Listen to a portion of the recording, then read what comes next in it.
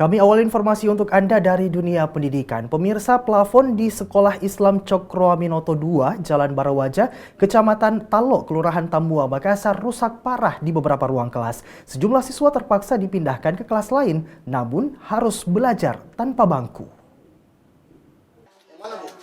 Terlihat atap plafon salah satu ruang kelas ini rusak parah dan bocor. Guru-guru terpaksa membongkar runtuhan plafon yang terbuat dari bahan triplex untuk mencegah kerusakan meluas.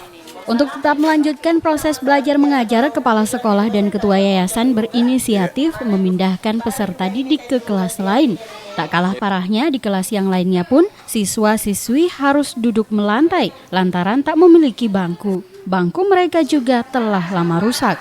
Peserta didik terpaksa belajar dengan melantai dan dengan rasa was-was karena mereka harus belajar di bawah plafon yang mulai rapuh, yang setiap saat bisa saja roboh menimpa mereka.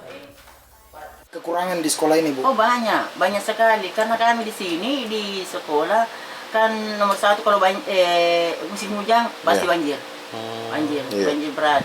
Nah, kedua, bangunan tua itu yang berbahaya bagi anak karena sudah mau jatuh, dia punya jendela, di atas juga sudah rapuh, takutnya bagaimana. Jadi saya kepingin kali supaya ada yang bantu.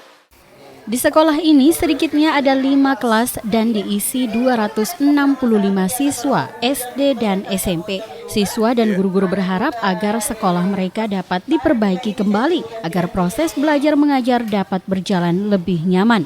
Mereka berharap dana bantuan operasional sekolah atau dana BOS yang dicairkan tiap semester dapat dimaksimalkan. Untuk diketahui, jumlah sekolah negeri yang ada di Makassar tidak cukup menampung seluruh anak usia belajar yang ada di Makassar. Tiap jenjang pendidikan jumlah sekolah semakin berkurang, sehingga kehadiran sekolah swasta sangat dibutuhkan untuk menampung siswa-siswi lulusan sekolah dasar yang tidak dapat ditampung di sekolah negeri, SMP, SMA, dan SMK. Dari Makassar, Aksa Arsyad, GoTV memberitakan.